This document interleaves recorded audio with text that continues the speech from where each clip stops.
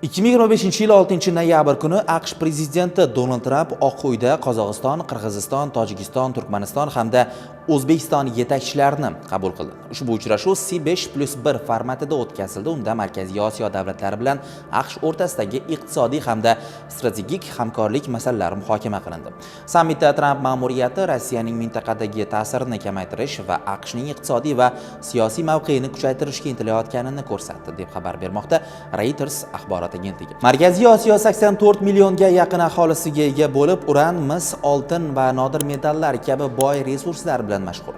AQSh va boshqa g'arb davlatlari ushbu resurslarni geosiyosiy raqobat sharoitida muqobil yetkazib beruvchi sifatida o'rganmoqda. Tramp ma'muriyati Xitoy va Rossiyaga bo'lgan xom ashyo qaramligini kamaytirish maqsadida qazib olish, qayta ishlash va logistika tarmoqlarini o'z ichiga olgan strategik hamkorlikni rivojlantirmoqda.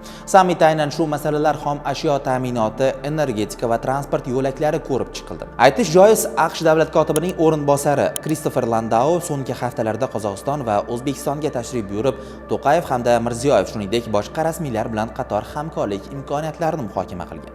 Qozog'iston dunyodagi eng yirik uran ishlab chiqaruvchi davlat bo'lib, jahon bozorining 40%ni ta'minlaydi. O'zbekiston esa kuchli 5likdan o'rin olgan. Ularning umumiy uran resurslari AQShning atom energetikasi uchun hal qiluvchi ahamiyat kasb etayotgani ta'kidlanmoqda. Shuningdek, Bloomberg xabariga ko'ra, AQShning Co Capital kompaniyasi Qozog'istondagi yirik wolfram konlardan birida 70% ulushga ega bo'ldi va O'zbekiston bilan geologiya sohasida ham shartnoma imzoladi. Uzbekistan Airways bu yil tarixdagi eng yirik shartnomalardan birini tuzib, 8 milliard dollarlik Boeing samolyotlarini xarid qilishga kelishib oldi. Qozog'iston esa WebTech kompaniyasi bilan 4.2 milliard dollarlik temir yo'l loyihasini amalga oshirmoqda.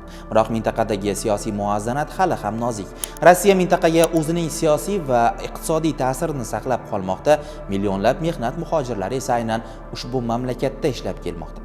Londondagi Prism Consulting kompaniyasining vakili Kate Mellinsonning fikriga ko'ra, G'arbning mintaqadagi imkoniyatlari cheklangan, garchi Markaziy Osiyolik yetakchilar G'arb sarmoyasi va texnologiyalarni jalb qilishga intilayotgan bo'lsalarda, Pekinning kuchayib borayotgan ta'siri va Moskvaning mintaqadagi o'z pozitsiyasini yo'qotmaslik istagi bunga to'siq bo'lib qolmoqda.